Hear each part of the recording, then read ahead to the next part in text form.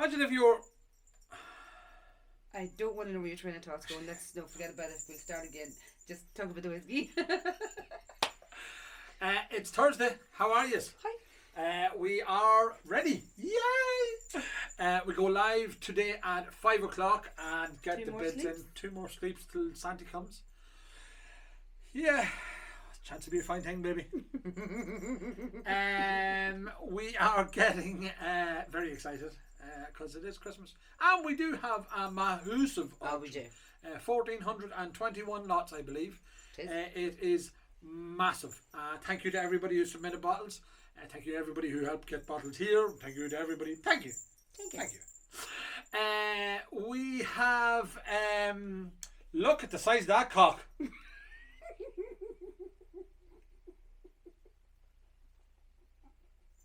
Huh? Oh. Was that pause for dramatic effect? Babe, it's Christmas. It's supposed to be here. I know, but look at the size of the cock. Santa's certainly not coming to you, mate. I know. These are some special edition Japanese whiskies that are in this. I'm taking this nose thing off. I'll put it up there in the middle of my head. Woo! Hurt my nose. These are some special edition Japanese whiskey that are in this month's auction. So each year, Suntory would bring out a Royal Suntory would bring out a special edition decanter to commemorate the year of the hamster or the guinea pig or the boar or the dragon or the cock. And so I think they're calling it a rooster. Is it? It's not called the year of the cock. No, it's called Year of the Rooster. That'd be some crack, wouldn't it? Hey, Merry New Year! Welcome to the year of the cock. Wrong accent. I know, but people from India might celebrate it too. They are highly collectible, really high collectible, and especially now because Japanese whiskey is all the rage. Yay! They are cool. They are cool, yeah. And they all come with their little mats. We're not sure if we've mixed the mats up. I don't speak Chinese. We tried Google Translate. It doesn't speak Chinese. It doesn't speak Chinese either. Some of the suggestions were when you type in the word cock and Chinese, you get all the sorts of wrong pictures, so we don't want to do that. On the top row we have, and I might as well start off with the elephant in the room. You might as well. And the elephant in the room isn't me in this instance. It is this.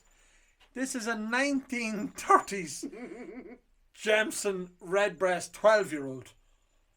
Oh, holy crap. So we thought that after the last auction... Words of the great singer Michael Bublé. Holy shitballs, Mom. Holy shitballs, Mom. We thought after the last auction that didn't end until the following Tuesday, whenever the lads will finish bidding in the morning. 20 past 2 in the morning, that it would bring more out of the woodwork. Little did I know it would bring them out the month after. This is a 1930s bottle. We know it's a 1930s. We've dated the glass, we whole lot. But one of the real... Are you going to point out what I keeps catching my eye? Wary thing is the colour. Yeah. It's blue. The glass is blue. I mean, JD, can you come up there? Can you come up close? Like, it's blue. It's class. It's unbelievable. It is lovely. Really good condition. I mean, I'd say really good condition. It's in better nick than I'd be if I was that age. But from the late 1930s, we reckon 35 up to 40 is where we've narrowed the window down into it. It is, again, terrifies me when stuff like that comes in. The glass is beautiful. But on the Gilbey's thing, so that says W A Gilbey on it. This is a W A Gilbey. Stop moving for a minute. Sorry. You're Sorry, alright. You my keep bad. talking, I'm reading. So this is a W A Gilbey also, and this is a Canadian whiskey, and it's bottled by W A Gilbey Canada. Don't you know? Yes, in Toronto. Again, an old bottle, but it's got the W A Gilbey hieroglyphs or whatever the word is that have that. They do have that on some of the old bottles of Redbreast that'll be here as well. So it'd be another interesting one, and a Scotch whiskey at that. Take that down out of the way. Put it down here beside me cock.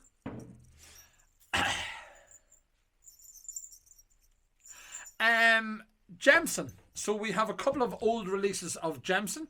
So we have the looks like a litre bottle of the Not a Drop sold until it's 7-year-old. Distilled and bottled by John Jameson and Sons in Dublin.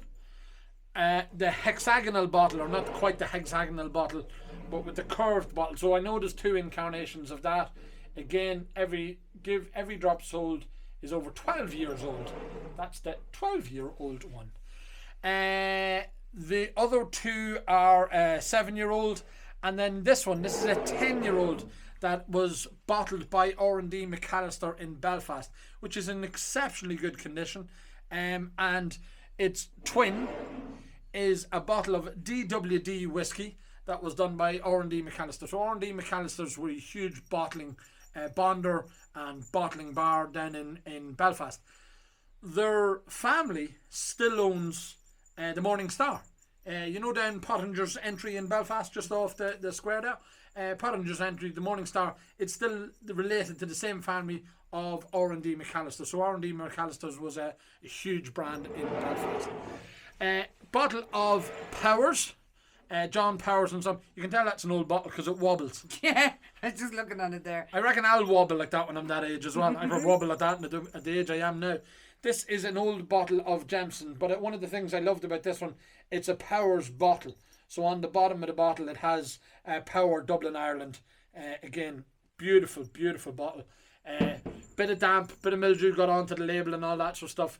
We don't clean these old bottles. We deliberately don't clean them in case the collector wants them like that. And we don't want to cause any damage. And we don't want to cause any damage or anything to that. We probably could give it a wipe, make it look all pretty, but we choose not to. It's just a deliberate decision by us. Yeah. So all of these bottles could do with a wipe. This bottle is unbelievable. I mean unbelievable. So we all know the Tyrconnell brand, and if you look at a modern bottle of Tyrconnell, it says on the bottom of it Andrew A. Watt and Company, Cooley, Riverstown, Cooley. So John Teeling bought the brand in the early 90s, late 80s, early 90s, and he brought the brand back to life, the Tyrconnell and all that sort of stuff. But this is a bottle from the original Andrew A. Watt distillery in Londonderry, and it says Londonderry on the front of it. It's not me being political. It says Londonderry on the front of it. And no E in the whiskey also. So Andrew A. Watt was the owner of the distillery in Belfast. The owner of this bottle, they were given this bottle up in Ramilton in Donegal. They were neighbours of the Watts family, and they were given this bottle. It is in phenomenal condition. Yeah. I mean, so much so that was held as a family treasure. Literally, it hasn't been out of its box, I think, in the last 12 years. Yeah. It was wrapped in paper. It is in such good condition. It really is in gorgeous nick. One of the things that sort of flags to me is, again, I go on about it a lot of the time, is people talking about, you know, what's collectible and what's legacy. Yeah. In many, many years to come, will we look back at the prices that are paid for these bottles and go, wow, that was cheap? You know, like an old, like the world record, the highest price paid publicly for any bottle of whiskey is a bottle of Scotch from Macallan. 1926 Macallan, sold for $1.9 million. Are these our Macallans of that area? Are we going to look back and go, Christ, you could have bought that for X or Y or whatever the case may be? So I don't think modern collectors, they're so preoccupied or so concerned about chasing the shiny and chasing the new and what's in vogue this month so they can maybe try and turn it on. These are the bottles that if you were collecting and want to have a collection in years to come, these are the ones to have. To me, these are the ones to have. I have a few oldie ones, and I think some of these are going to be. One I didn't mention, there's a bottle of Avery's 14-year-old Irish whiskey, bottle for Avery's of Bristol.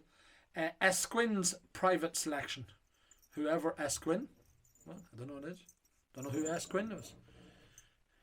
Spirits from Esquin's private selection are speciality products. Haven't a monkey. Who's this Esquin fella? Esquin Imports. There you go. There you go. Pay attention.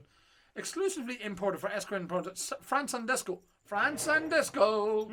He told me he loved me in France and Disco. That's it. Yes, I think so. But I won't finish my rant. Lads, pay attention to old bottles. I don't think them Jameson and all that get really where they want to be. Modern bottles, you know, bottles of Middleton, people paying thousands and thousands of euro for, when these are the ones. These are our history. Our legacy. These are legacy. These won't be around again, and it's great to have them, and it's great that we have them in the auction. And then you've got things like that. Is just phenomenal. It's pretty. It glass. is just an old, again, moulded glass. You can see the seam on it. It's got a driven cork. Again, shows the timeline of it. On the bottom, you've got IGB 118L, and that's number 1. So either furnace number 1 or variant number 1. We think it's variant number 1. But 1935 to 1940, possibly around the 37, 38 mark. Wow. Yeah, no, it is cool. We are back tomorrow. We're going to do a video tomorrow, even though the auction goes live today at 5 o'clock. Yes. We are actually going to do a video tomorrow. It's going to be a little short one. It's going to be a little short one. Recap and stuff like that. And touching on our charity, because we haven't mentioned our charity stuff. Our charity stuff, we're going to mention that tomorrow, and all the funds raised. We have 6 bottles in total for charity this month. We do. As well. So 3 different charities. 3 different charities, yes. 3 different charities. Yeah. Cool. All right, cool. Talk to you tomorrow. Bye.